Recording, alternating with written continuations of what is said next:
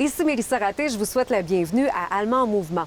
Est-ce que vous saviez qu'il existait une réglementation concernant la coupe des arbres? En effet, certains arbres sont protégés, donc important de respecter le procédé. Aussi, nouveau logiciel à venir concernant la demande de permis en ligne. Et tout ça, on en jase avec Jean-Simon Bouliane, également Alexandre Gagné, tous deux inspecteurs en bâtiment au service d'urbanisme à la Ville d'Allemand.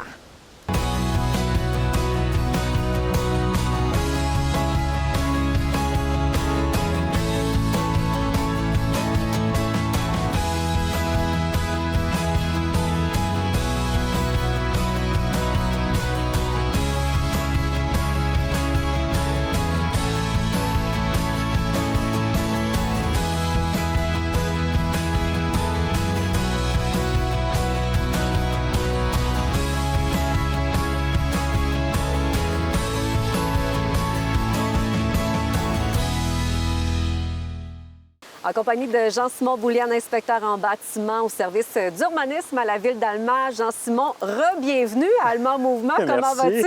Ça va très bien, merci.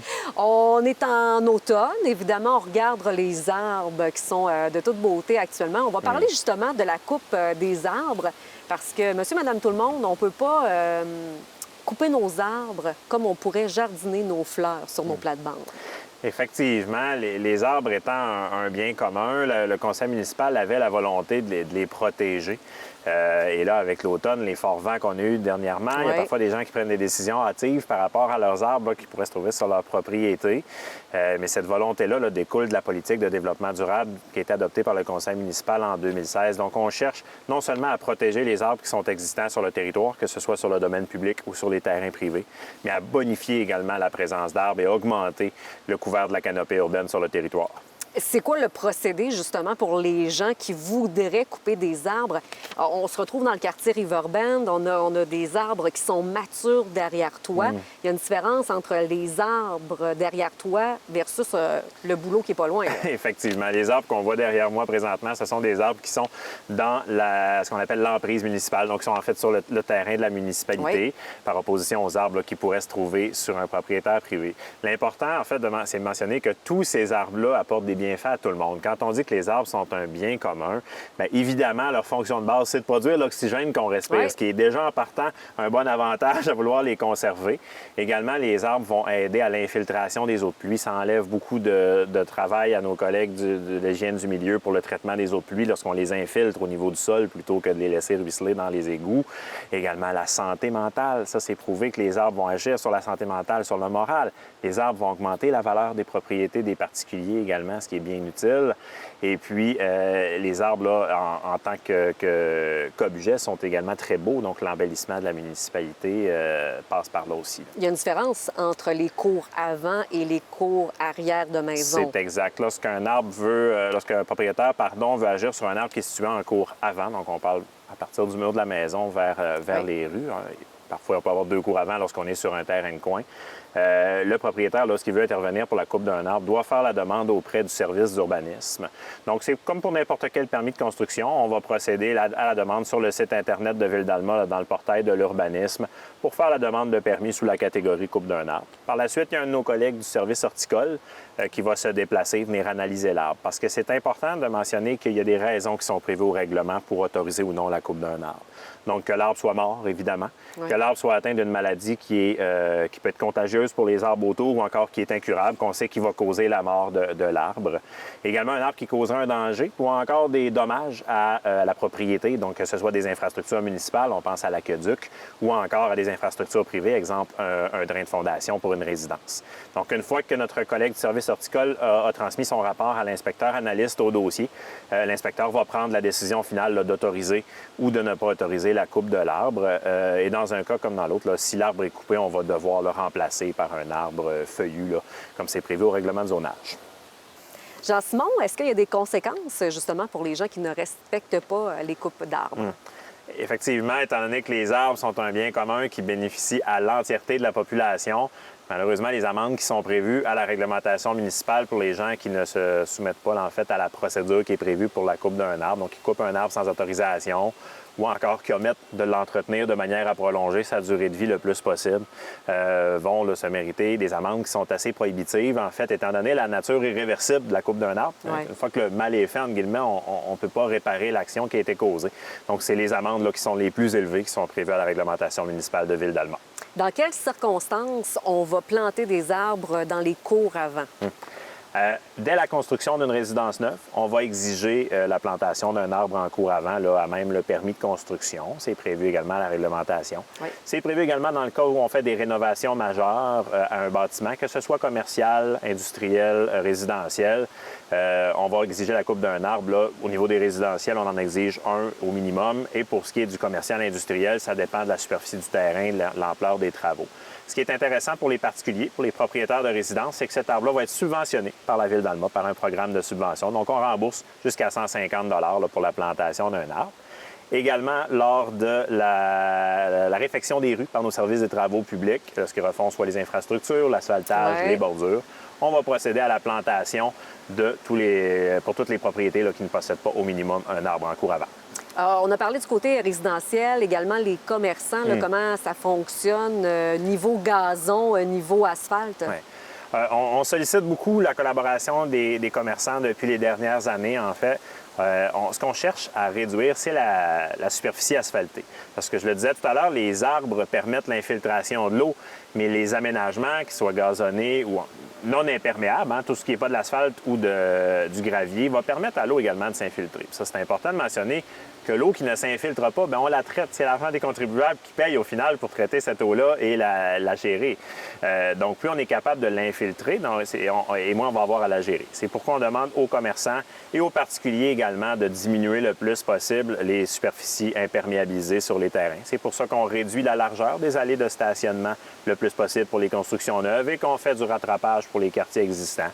Également, pour les commerçants, on demande toujours un minimum d'aménagement gazonnant en cours avant.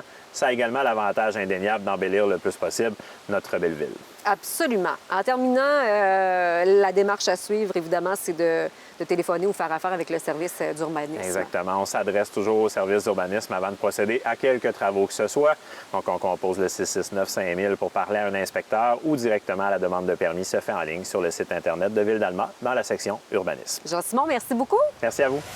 En compagnie d'Alexandre Gagné, inspecteur en bâtiment au service d'urbanisme à la Ville d'Alma. Alexandre, bienvenue à Alma en mouvement. Comment vas-tu? Ça va très bien. Alexandre, on parle du renouvellement du logiciel, de la demande de permis. Qu'est-ce qui a fait en sorte que vous vouliez remplacer celui qui était déjà en ligne? Donc, actuellement, on avait déjà un système là, de demande de permis en ligne depuis 2019 qu'on a implanté ce système-là. Ça fait pas très longtemps, ça fait seulement que 3 ans. Mais avec la pratique, avec la pandémie qui est arrivée, on a eu de plus en plus de demandes de permis en ligne. Ouais. Puis, en l'utilisant, avec les appels des citoyens, tout ça, on s'est rendu compte que le système n'était pas adapté pour les personnes qui avaient moins de compétences en informatique. Souvent, on pense à nos personnes âgées qui demeurent de plus en plus longtemps à domicile. Donc, veut pas, il faut qu'ils entretiennent leur propriété, donc ils doivent faire des demandes de permis. Donc, il était venu le temps là, d'évoluer, d'améliorer là, cette plateforme-là pour la rendre plus conviviale pour les citoyens. Alexandre, le nouveau système sera mis en ligne là, très bientôt. On parle de jours, de quelques semaines. Est-ce que ça va changer quelque chose pour le citoyen qui aurait besoin? Donc, pour l'instant, il n'y a rien qui change. Pour l'instant, pour les prochains jours, prochaines semaines, c'est le même système. Par contre, d'une journée à l'autre, on va voir là, sur le site web de la Ville, la plateforme de demande de permis va avoir été modifiée. Donc, il n'y aura pas de changement pour le citoyen, il n'y a pas de changement graduel, ça va se faire tout d'un coup. La même journée. Donc, peut-être qu'il y a une journée là, où pour le citoyen, là, ça ne sera pas possible de faire de demande de permis. Je vous dirais, les citoyens, attendez le lendemain, ça va être revenu. Vous allez pouvoir faire votre demande sans problème, puis elle va être traitée là, au même titre que les autres demandes. Justement, comment ça va fonctionner, cette nouvelle plateforme-là? On parlait de convivialité, là, justement, que ce soit plus facile pour une certaine clientèle aussi, pour monsieur, madame, tout le monde aussi.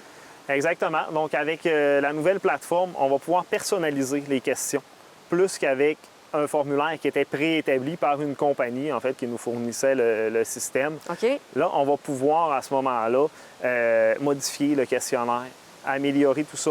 la distribution des courriels, parce que lorsqu'il y a un changement de statut à la demande de permis, il y a un courriel automatique qui est généré par le système, qui est transféré aux citoyens. Et là, maintenant, on va pouvoir modifier ce courriel-là pour personnaliser le courriel.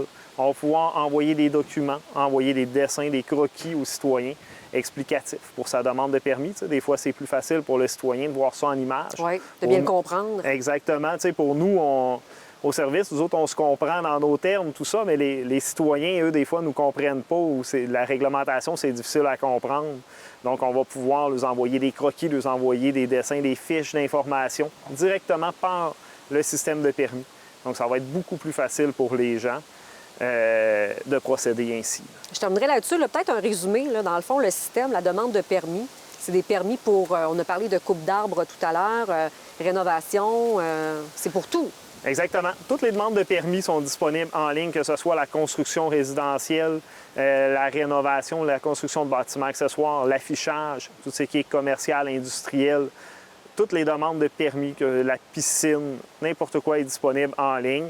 Vous avez même qu'on n'accepte plus de demande de permis au bureau. Donc, les citoyens qui se déplacent au bureau pour venir faire une demande de permis sont soit redirigés sur la plateforme web ou encore par téléphone. On offre toujours un service d'accompagnement.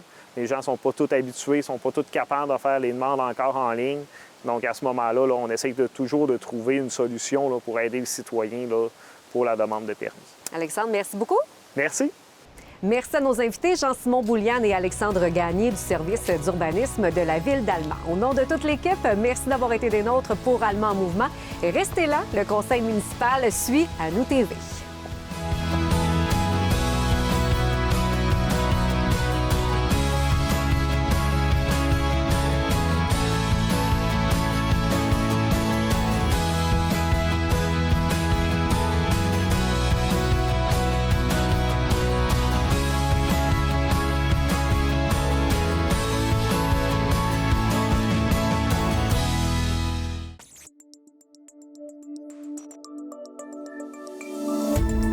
Cette émission d'Accès est appuyée par Cogeco et est rendue possible grâce à la collaboration de la communauté avec Nous TV.